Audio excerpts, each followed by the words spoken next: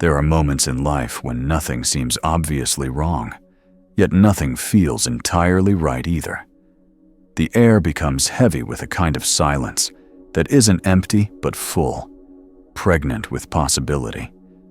You wake up and realize the ambitions that once lit you up have lost their glow. The conversations around you sound strangely shallow, and the routines that once gave you comfort feel like costumes you've outgrown.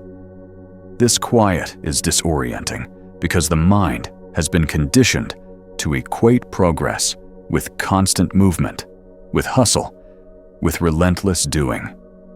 But there comes a time when life teaches you that transformation is born not in chaos, nor in noise, but in stillness. That is the strange pause you may be feeling now. It is not stagnation, it is recalibration. Think of it as the moment before a great piece of music begins. The lights dim, the crowd hushes, the orchestra lifts their instruments, and the silence that falls isn't absence, it is anticipation. The universe works in the same way. Before you shift timelines, before you experience what some call a quantum jump, life draws you into a liminal space. It feels like suspension, but in truth, it is preparation. The old frequencies that tethered you to familiar realities are loosening. Your higher self is quietly rearranging the blueprint of your being, aligning you with a version of life that already exists, waiting for you to step into it. This message has reached you now because you are closer to that threshold than you realize. The silence you feel is the proof.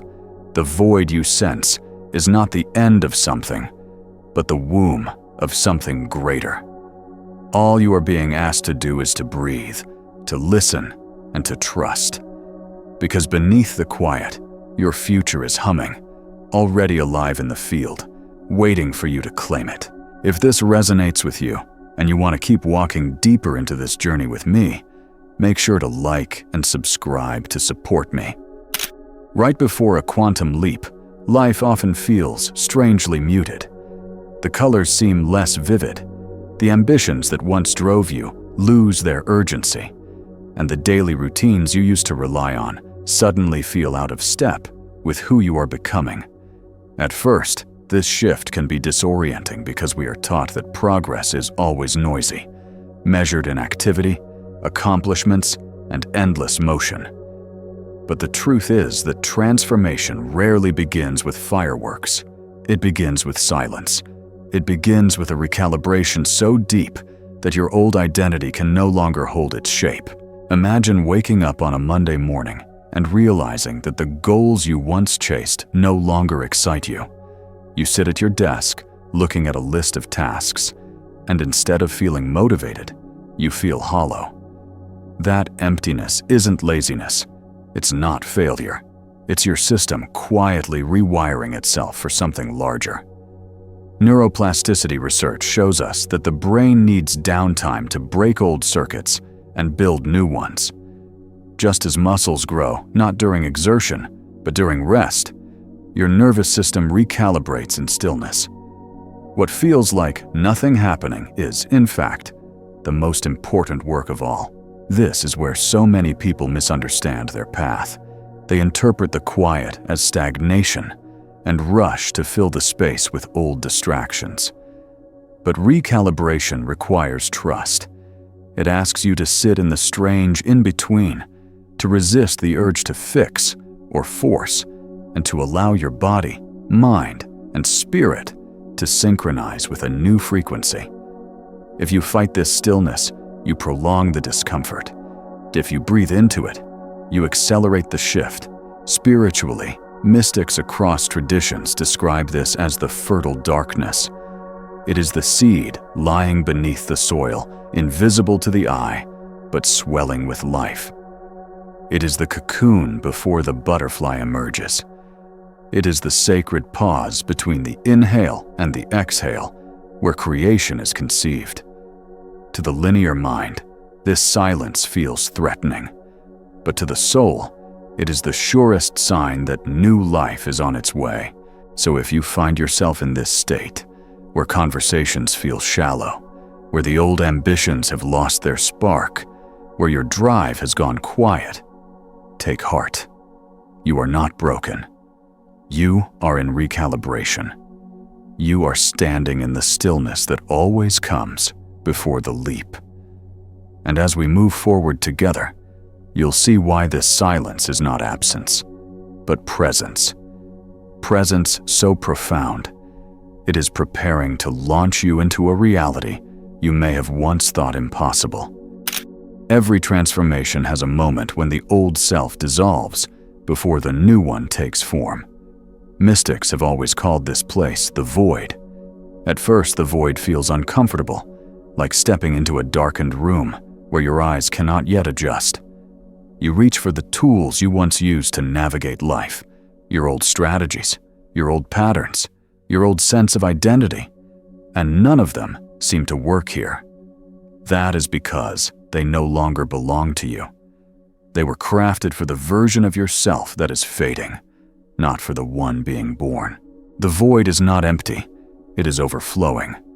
It is the womb of creation, the fertile darkness where every possibility waits to be chosen.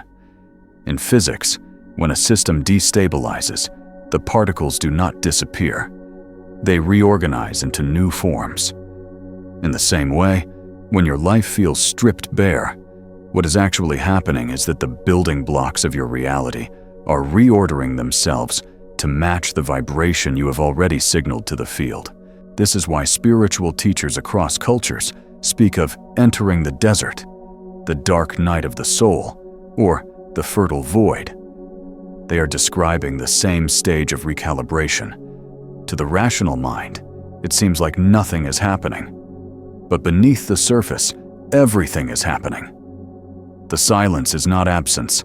It is full of quantum information, rewriting the patterns of your destiny in a language you cannot yet read, but are already living. If you can allow yourself to breathe into this silence, something shifts. Instead of treating the stillness as a problem, you begin to recognize it as a sanctuary.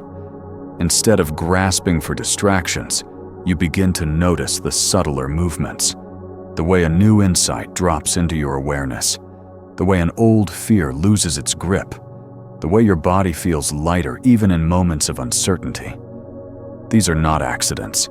They are the first signals of reorganization. Think of it like the night sky. In the daylight, the stars are hidden by the brightness of activity. But when the sun sets and the darkness deepens, the constellations appear. The void is the cosmic night of your soul, where the lights of new timelines finally reveal themselves. Your task here is not to demand clarity before it's ready. Your task is to sit long enough in the darkness that your vision adjusts, and in that adjustment, to realize you were never abandoned. You are being rewritten. This is why surrender is the only way through the void. Not surrender as defeat, but surrender as trust. When you stop panicking at the silence and lean into its richness, you discover the very power that will carry you to your new reality. Because in truth, the void is not the end of your story. It is the fertile field where your next chapter is already germinating, waiting for the right moment to bloom. When physicists describe the strange behavior of particles, they often use the word superposition. It means that, for a brief moment, the particle exists in multiple possible states at once, until observation collapses it into one.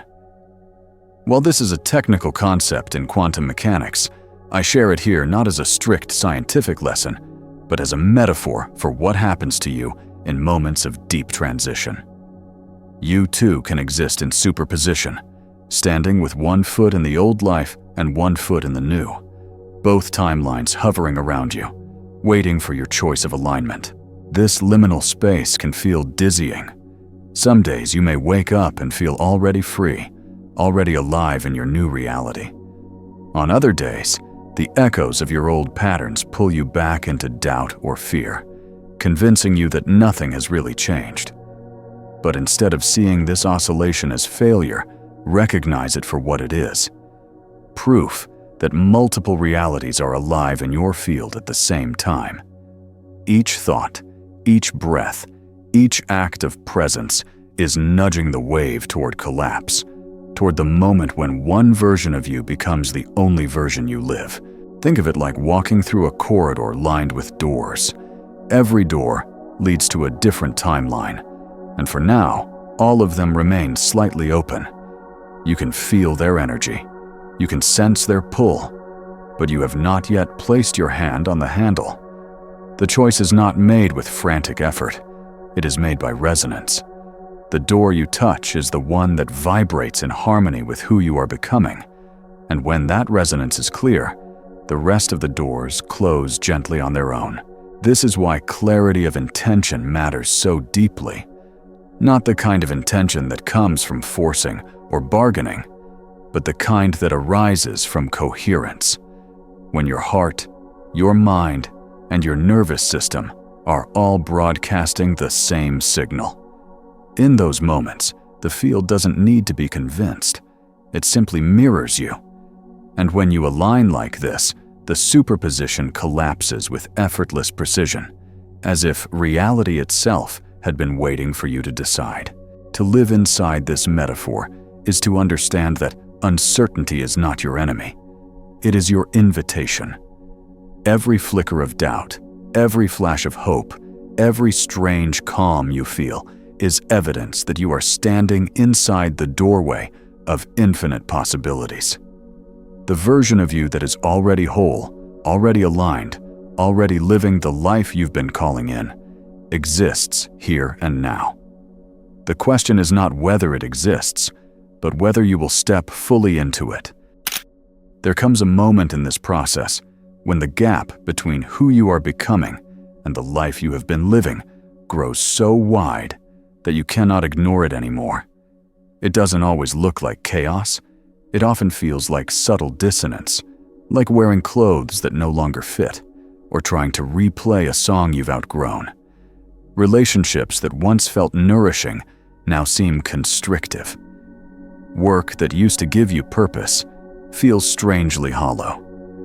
Even the voice inside your head, the one that once sounded like you, begins to feel foreign, as if it belongs to an identity you've already begun to leave behind. In the language of physics, this stage resembles decoherence. When two systems can no longer maintain resonance, they fall out of harmony, and the old synchronization collapses. As a metaphor, decoherence describes this exact moment in your evolution, your inner world vibrating at a higher frequency, while your outer circumstances still echo the patterns of the past. The tension is not punishment. It is a signal. It is life telling you that the blueprint holding your current reality can no longer sustain the version of you that is emerging. You may notice it in small ways first. Perhaps you sit in a meeting at work, surrounded by familiar faces, and instead of feeling engaged, you feel like a ghost watching someone else's life. Or you spend time with friends you used to feel close to, and their conversations seem to circle the same loops, while you can feel your soul straining to expand beyond them. In those moments, it's tempting to blame yourself, to ask what went wrong. But the truth is, nothing went wrong. You simply no longer vibrate at the same resonance you once did. The discomfort you feel here is actually a form of relief in disguise. It is your system whispering, "This does not match who you are anymore." It's like trying to run brand new software on outdated hardware. It will glitch, lag, and eventually break down. Not because the software is flawed, but because an upgrade is required. That upgrade is your quantum jump. This mismatch can feel like being stretched in two directions. Part of you still wants to cling to the familiar, even if it no longer nourishes you. Another part of you longs for the freedom of alignment. And just like standing with one foot on each of two boats drifting apart, eventually you must choose. You cannot stabilize yourself in both.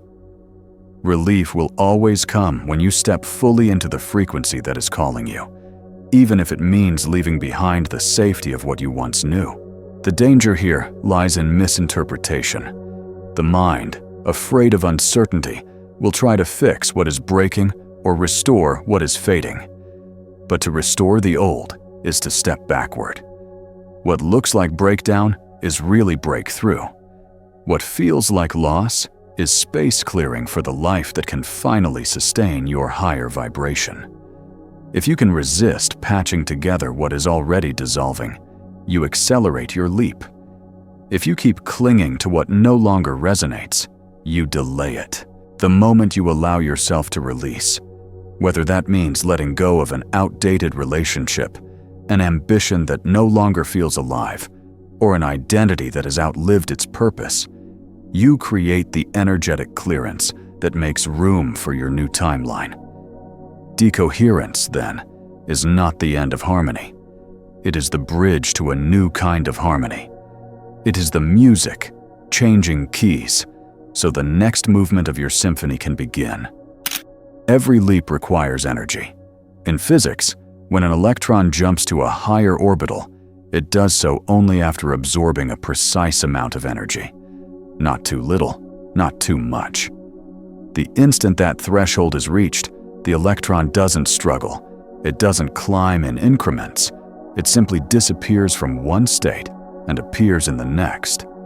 There is no hesitation, no middle ground. One moment here, the next moment there. That is the essence of a quantum jump. As human beings, we mirror this process. Your transformation happens the moment your frequency fully matches the reality you are stepping into. It doesn't arrive because you forced it, or because you pushed yourself harder than ever before. It arrives when you allow the old frequency to dissolve so completely that the new one has no resistance left to push against. In that instant, the shift becomes inevitable. This is why so much doing at this stage can actually slow you down. The frantic need to fix, prove, or control is not a sign of progress. It's evidence that part of you is still clinging to the old blueprint, trying to carry the past into the future. But effort cannot bridge two incompatible realities. Alignment can. A single moment of pure resonance, when your thoughts, emotions, and body are unified, does more to accelerate your leap than weeks of scattered action. Allowing is not the same as passivity. It's an active surrender, a choice to trust the process enough to release control. Imagine a bow being drawn back before an arrow flies. The tension in that draw is not wasted. It is the very force that will propel the arrow forward. Right now, the universe is drawing you back, not to hold you down, but to launch you higher than effort alone could take you. Think of how the seasons work. A tree doesn't panic in winter when its branches are bare. It doesn't scramble to glue its fallen leaves back on. It allows the cycle. It trusts the dormancy because it knows the surge of spring is already encoded in its nature. Your leap works the same way. The stillness and tension you feel are not delays. They are the very energy storing up the force that will carry you into your new state. So instead of asking, "How do I make this happen faster?" ask, "What do I need to let go of so this can unfold?" That simple shift in perspective moves you from resistance into receptivity, from static into signal. And once you are receptive, the field doesn't hesitate. It rearranges itself around your coherence, aligning the conditions of your life with the vibration you have already chosen. If right now it feels as if certain things are slipping away, relationships, opportunities, even aspects of your personality, remember this: space is being made. The question is not, "How do I get them back?" The question is, "What is this creating space for?" That is the mindset of allowing, and in that space, acceleration begins. Right before the leap, your inner world can feel like a storm. One moment you are alive with certainty, convinced that something extraordinary is about to happen. The next, doubt seeps in like a cold wind, whispering that perhaps you imagined it all. These fluctuations can feel overwhelming, but they are not signs of weakness or failure. They are the signature of transition itself. Neuroscience offers us a glimpse into why this happens. The brain operates through predictive coding. It constantly runs simulations of what it expects based on the past. Even as your higher self is drawing you toward a new reality, your subconscious mind clings to the familiar blueprint, trying to keep you safe by replaying old patterns. So you find yourself oscillating between two signals, the pull of the new and the inertia of the old. It is a kind of superposition, where both realities are alive in your field, and your emotions flicker between them like a candle flame in the wind. This flicker is not a setback. It is evidence that you are standing at the threshold. Each surge of hope, followed by a wave of fear, is the energetic oscillation of a system seeking coherence.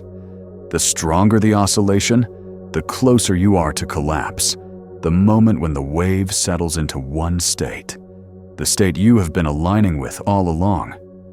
Just as turbulence doesn't mean a plane isn't flying, emotional turbulence doesn't mean you're failing. It means you're moving through new layers of atmosphere, and your system is adjusting to a higher altitude. Think of a time in your life when you stood on the edge of a major decision, leaving a job, starting a relationship, moving to a new place. Your body hummed with excitement and fear all at once. That was not confusion, it was recalibration. The old self and the new self were both active in your field, and your emotions were the currents pulling you between them. What decided the outcome wasn't the turbulence itself, but your ability to steady your course through it.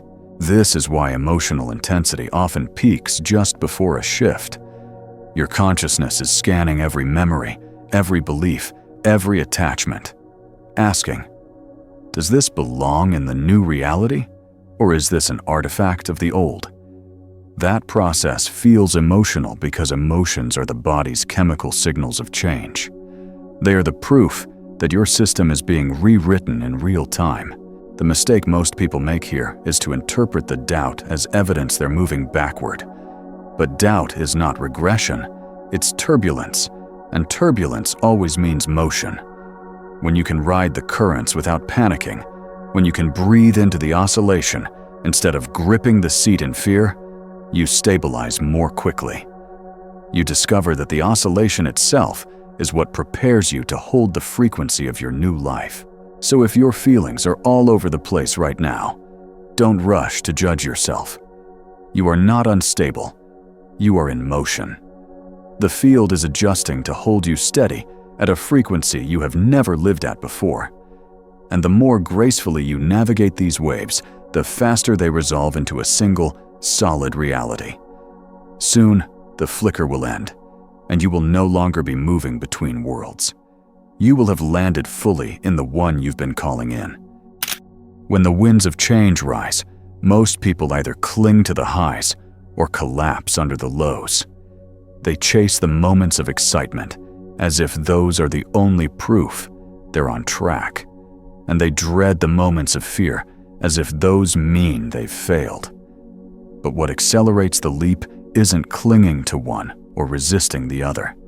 It's the ability to hold yourself steady in the middle of both. This is conscious neutrality. Neutrality doesn't mean indifference. It doesn't mean becoming numb or detached. It means becoming the eye of the storm, the still center from which the chaos can swirl without pulling you away. When joy comes, you receive it, but you don't demand that it stay forever. When doubt arises, you observe it, but you don't let it dictate your next move. Both are temporary fluctuations. Neither defines who you are. Picture yourself sitting by a river, watching the current rush by. One moment the water sparkles in the sun. The next it grows murky with stirred-up silt. If you jump into the river every time the water changes, you'll exhaust yourself. But if you stay on the bank, breathing, simply observing, you notice that the river always finds its balance again. Neutrality is choosing the bank. It is remembering that you are not the current. You are the witness.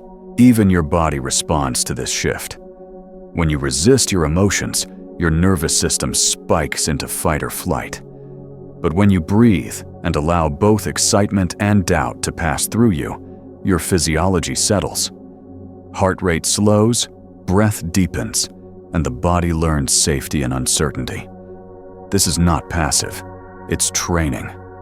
It is teaching your system to hold coherence, even when the winds shift. And the more you practice, the more resilient your signal becomes. From a spiritual lens, neutrality is the universe's ultimate question. Can you remain coherent when the external world has not yet caught up to your inner choice? Can you hold the vibration of the life you've chosen, even when appearances seem to contradict it? Those who can are the ones who collapse timelines the fastest, because the field doesn't respond to frantic grasping. It responds to steadiness. It mirrors coherence. So when the storm swirls around you, when one day feels like triumph and the next feels like collapse, try stepping into the eye. Close your eyes, place your hand on your chest, feel your breath enter and leave. Say quietly to yourself, "This is a wave, and I am the ocean." That simple shift anchors you back into the still center where transformation ripens. And from there, your leap is no longer delayed by turbulence. It is fueled by it. Just when you think you've moved beyond the old version of yourself, life has a way of bringing it back to your doorstep. Not to punish you, not to drag you backwards, but to give you the chance to prove to yourself that you are no longer who you once were. This is the final diagnostic, the ritual at the threshold of transformation. It often comes disguised as repetition, a conversation that pushes your buttons in the exact same way an old relationship did. A money situation that triggers the familiar panic of scarcity.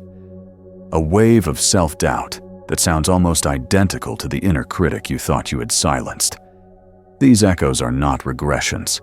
They are tests, not in the sense of judgment from the universe, but as opportunities for you to consciously choose alignment in real time. Neuroscience explains why this happens. Your brain loves efficiency. It always reaches for the most well-worn neural pathways first.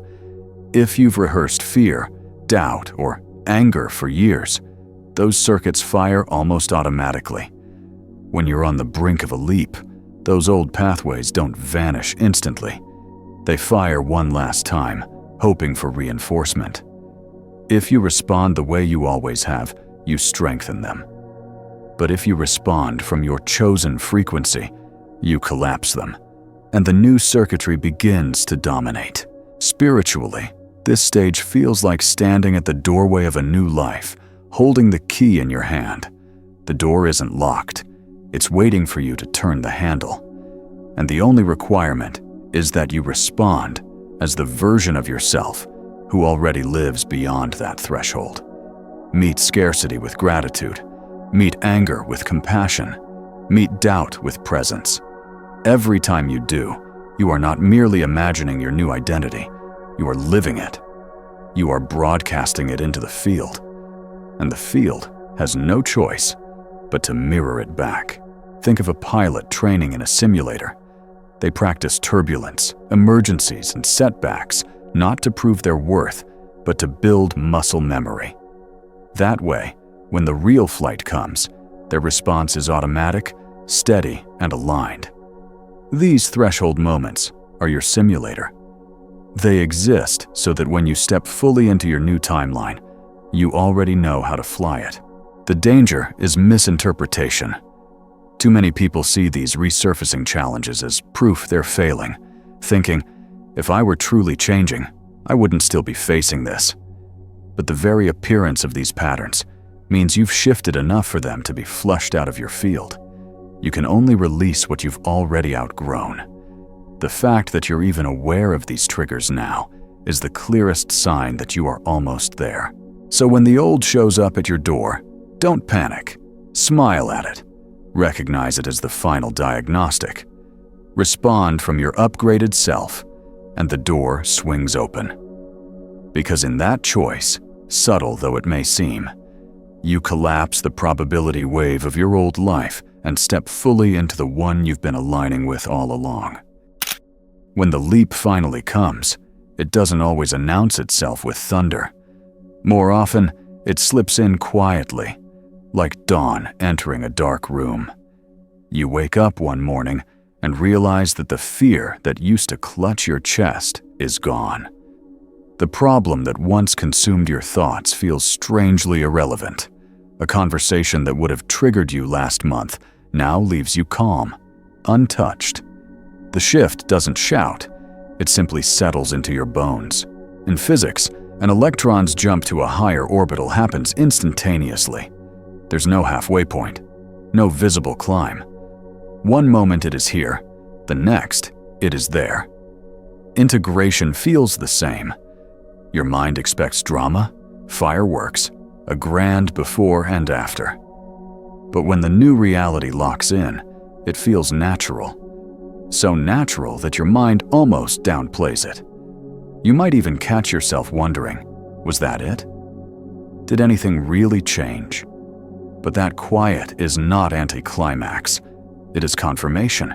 Neurologically, this is the stage when old circuits stop firing and the new ones stabilize. You no longer have to try to think differently.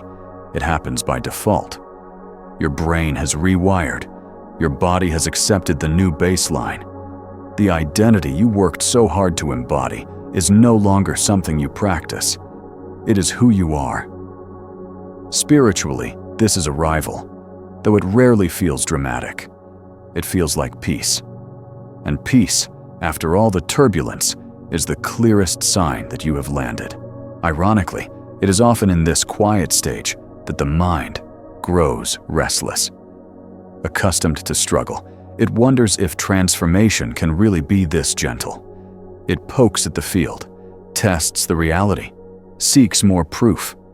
But drama belongs to the old timeline. The new one is about flow. Just because your leap didn't come with noise doesn't mean it wasn't real. In fact, the quieter the shift, the deeper it tends to be, because it happened at the level of identity, not just circumstance. This is the stage to lean into embodiment. Stop asking, did it work? Instead ask, how do I live fully as this version of me? Every choice now becomes an act of reinforcement. Each small decision, how you speak, how you walk, how you respond, is an anchor, rooting you deeper into the timeline you've chosen.